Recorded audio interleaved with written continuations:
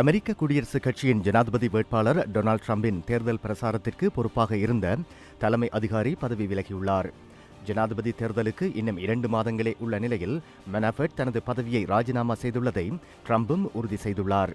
ட்ரம்பின் முதலாவது பிரசார தலைவர் ரஷ்ய சார்பாளராக இருந்த காரணத்தால் அவர் பதவியிலிருந்து நீக்கப்பட்ட நிலையில் பதவி ஏற்றிருந்த மனாஃபெட் ட்ரம்பிற்கு எதிரான நிலைப்பாடுகள் தீவிரமடைந்து வருவதை அடுத்து பதவி விலகியுள்ளார்.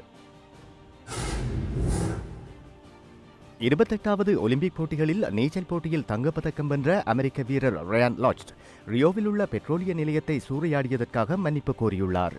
பிரேசில் தலைநகர் ரியோவில் உள்ள பெட்ரோல் நிரப்பும் நிலையம் ஒன்றை அவரும் சக அமெரிக்க நீச்சல் வீரர்கள் சிலரும் காரை கொண்டு இடித்து களவாடியுள்ளார்கள். இந்த சம்பவம் தொடர்பான சிசிடிவி காணொலி வெளியாகி பெரும் சர்ச்சையை ஏற்படுத்தியதை அடுத்து இன்று அமெரிக்கா திரும்பிய நீச்சல் வீரர் ரியோ சம்பவத்திற்காக வருத்தம் தெரிவித்துள்ளார். சிரியாவின் ஹோம்ஸ் நகரில் இடம்பெற்ற வான் தாக்குதல்களில் 7 குழந்தைகள் உயிரிழந்திருப்பதாக சிரிய ஆயுததாரிகளுக்கு சார்பான மனித உரிமை அமைப்பொன்று தகவல் வெளியிட்டுள்ளது. சிரிய அதிபர் பசார் அல் அசாத்திற்கு எதிராக ஆயுதமேந்தி போராடி வரும் மேற்குலக நாடுகள் சார்பான ஆயுத குழுக்களுக்கு எதிரான தாக்குதல்களில் ரஷ்ய வான்படையினரும் ஈடுபட்டுள்ள நிலையில் குறித்த மோதலை முடிவுக்கு கொண்டுவரும் முயற்சியில் ஐநா ஈடுபட்டுள்ளது. இந்த நிலையில் ஆயுததாரிகளின் கட்டுப்பாட்டில் உள்ள ஹோம்ஸ் நகரில் இந்த போர் விமான தாக்குதல் இடம்பெற்றிருப்பதாக அறிவிக்கப்பட்டுள்ளது. துருக்கியின் ஸ்தான்புல் நகரில் உள்ள சர்வதேச விமான நிலையத்தில் ஐரோப்பிய நாடான ஸ்வீடனுக்கு செல்வதை தவிர்த்துக் கொள்ளுமாறு வலியுறுத்தி அறிவுறுத்தல் பலகைகள் வைக்கப்பட்டுள்ளன. உலகிலேயே அதிகமான பாலியல் வன்கொடுமைகள் இடம்பெறும் நாடான ஸ்வீடனுக்கு செல்வதை தவிர்த்துக் கொள்ளுமாறு இந்த வாசகங்களில் கூறப்பட்டுள்ளது. துருக்கியில் கடந்த மாதம் தோல்வியில் முடிவு கண்ட இராணுவ சதி புரட்சியை அடுத்து துருக்கிக்கும் ஐரோப்பிய நாடுகளுக்கும் இடையிலான உறவில் கடும் விரிசல் ஏற்பட்டுள்ள நிலையில் துருக்கி அரசு நேரடியாக அமெரிக்கா மற்றும் அதன் நேச சக்தியான ஐரோப்பிய நாடுகளை சாடி வருகின்றது.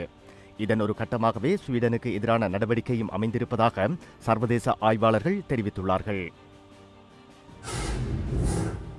சீன கடற்படையின் 2 யுத்த கப்பல்கள் இன்று நேரடி போர் ஒத்திகைகளில் ஈடுபட்டுள்ளன. ஜப்பானிய கடற்பரப்பிலேயே இந்த போர் ஒத்திகை இடம்பெற்றுள்ளது. கிழக்கு சீன கடற்பரப்பில் உள்ள தீவு தொடர்பில் இரு நாடுகளுக்கும் இடையில் மீண்டும் கடும் முரண்பாடுகள் எழுந்துள்ள நிலையில் சீன கடற்படையினர் இந்த போர் ஒத்திகைகளில் ஈடுபட்டுள்ளார்கள். பாகிஸ்தானுக்கு திடீர் விஜயம் ஒன்றை மேற்கொண்டு சென்றுள்ள நோர்வே வெளிவிவகார அமைச்சர் இந்தியாவுக்கும் பாகிஸ்தானுக்கும் இடையிலான முரண்பாடுகளை களைவது தொடர்பில் கலந்துரையாடியுள்ளார். பாகிஸ்தானும் இந்தியாவும் தமக்கிடையிலான இறுக்கமான நிலைமைகளை உடைத்தறிந்தால் மாத்திரமே முன்னோக்கி நகர முடியும் எனவும் அவர் பாகிஸ்தான் தலைவர்களுக்கு ஆலோசனை வழங்கியுள்ளார்.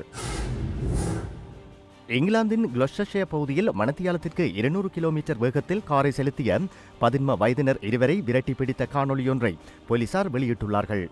இந்த சம்பவம் கடந்த ஏப்ரல் மாதம் இடம்பெற்ற போதிலும் காணொலி நேற்றைய தினமே வெளியாகியிருந்தது.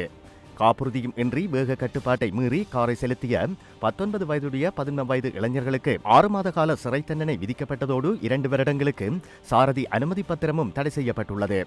இந்த சம்பவம் மிகவும் அபாயகரமானதாக இருந்ததாக இளைஞர்களின் காரை துரத்தி பிடித்த போலீஸ் உத்தியோகத்தர் தெரிவித்துள்ளார்.